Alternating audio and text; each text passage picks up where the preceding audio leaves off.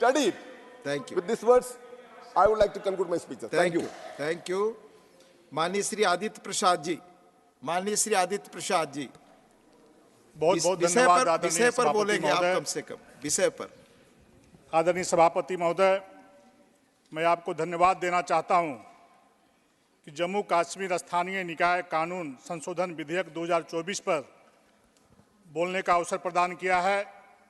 साथ ही साथ 70 दशकों के बाद, 70 सालों के बाद जिस प्रकार से जम्मू और कश्मीर में पिछड़ा समाज आरक्षण के बगैर हर क्षेत्र में भाग लेने से वंचित था और अन्य समाज भी वंचित थे, और उस स्थिति परिस्थिति को समझकर देश के यशस्वी प्रधानमंत्री आदरणीय नरेंद्र मोदी जी, देश के गृह मंत्री आदरणीय अमित शाह जी ने इस बिल को ला करके 370 धारा को खत्म करने का काम किया। इसके लिए मैं फिर दिल की गहराइयों से उनके प्रति आभार प्रकट करता हूं, धन्यवाद देता हूं। आदरणीय सभापति महोदय, कुछ फैसले ऐसे होते हैं जो बदलाव से मिसाल बन जाते हैं। जम्मू कश्मीर से अनुच्छेद 370 की विदाई एक ऐसा ही फैसला है जिसमें करोड़ों कश्मीर वासियों के जीवन को बदल दिया। पिछले 7 दशक से पूरे देश की भावना थी कि अगर जम्मू कश्मीर हमारा है तो फिर वहाँ अलग कानून क्यों, नीति और नियम अलग क्यों अंग्रेजों के कानून के बनाए हुए रास्ते पर हम चलने को वहाँ पर मजबूर हैं, ऐसा हम लोगों का कहना था।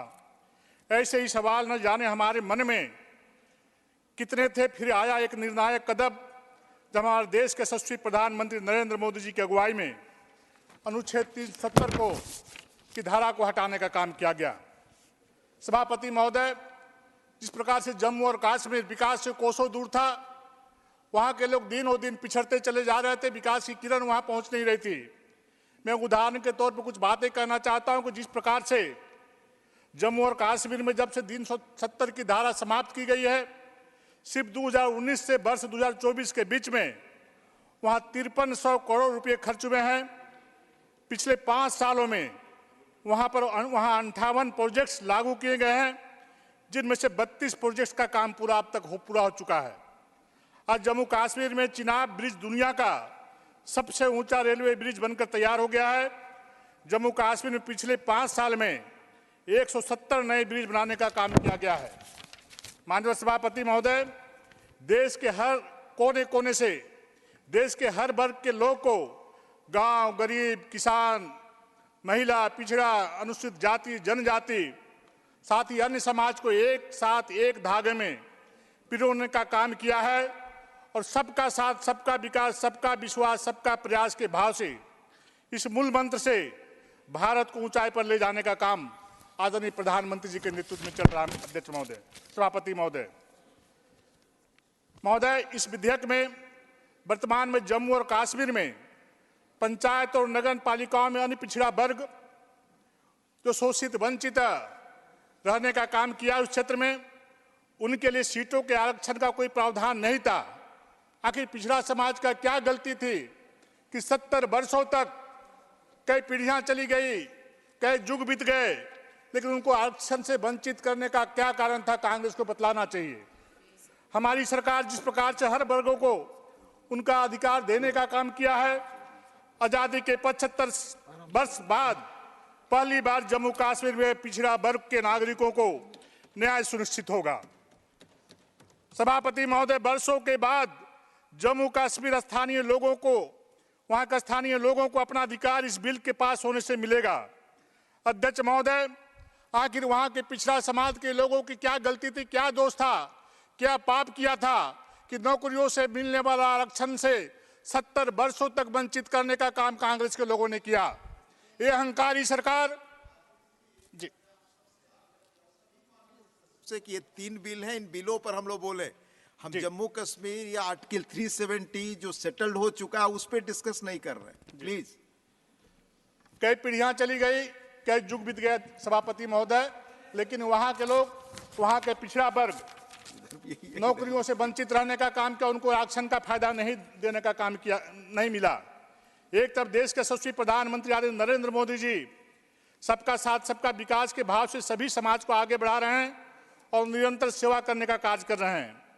तो दूसरी तरफ देश में लगभग 65 वर्षों तक राज करने के बाद भी कांग्रेस को भी कभी पिछड़ा समाज का याद नहीं आया, कभी पिछड़ों के लिए काम करने के बारे में चिंता नहीं किया। देश आजाद होने के बाद बाबा भीमराव अंबेडकर जी ने आदरणीय नेहरू जी से कहा था कि कानून में प्रावधान किया गया था कि पिछड़ों को संवैधानिक दर्जा देने का काम किया जाए। बार बार बाबा अम्बेडकर जी का आग्रह करने के बावजूद भी नेहरू ने इनको अनदेखी करने का काम किया, इनकी बातों को अनदेखी करने का काम किया गया। लेकिन 70 वर्षों के बाद देश का गरीब का बाप का बेटा, एक पिछड़ा का बेटा देश का प्रधानमंत्री बना, तो देश आजाद होने के 65-70 वर्षों के बाद पिछड़ा समाज को संवैधानिक दर्जा देकर के सम्मान देने का काम किया, एक इतिहास बनाने का काम किया। जैसा कि सभी जानते हैं, यह पिछड़ों की बात करते हैं और सिर्फ वोट लेने का काम करते हैं और वोट में ठगने का काम करते, बनाने का काम करते हैं। माननीय सभापति महोदय, आपका झारखंड से बहुत ही गहरा रिश्ता है, लगाव है।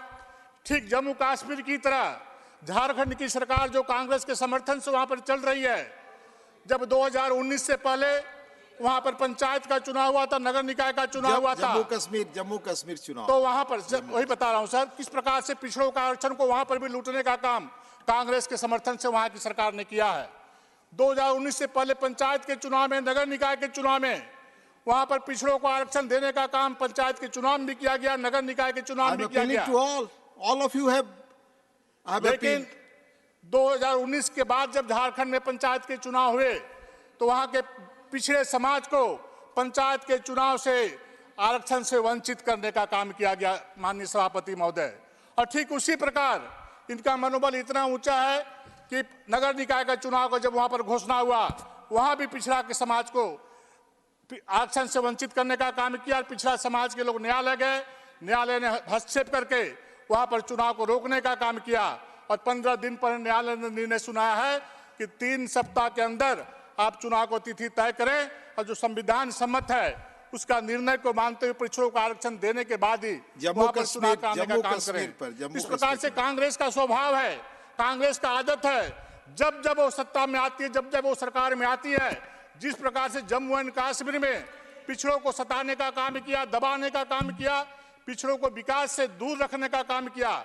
आज जिस प्रकार से जम्मू और कश्मीर में जिस प्रकार से विकास की गंगा बह रही है, जिस प्रकार से पिछड़ा समाज के साथ साथ अन्य समाज जिस प्रकार से वहां विकास की मुख्य धारा से जुड़े हैं, जिस प्रकार से वहां पर जम्मू और कश्मीर में जिस प्रकार से पहले कभी कोई धोती पहन के जाता था तो उस पर पत्थरबाजी और गोलियां चलाई जाती थी, धोती पहन के जाने से लोगों को लगता था कि जम्मू और कश्मीर का रहने वाला व्यक्ति नहीं है। इस प्रकार से अन्याय और अत्याचार जम्मू कश्मीर पर वहां पर के लोगों के, यहाँ बाहर के लोगों के साथ किया जाता था।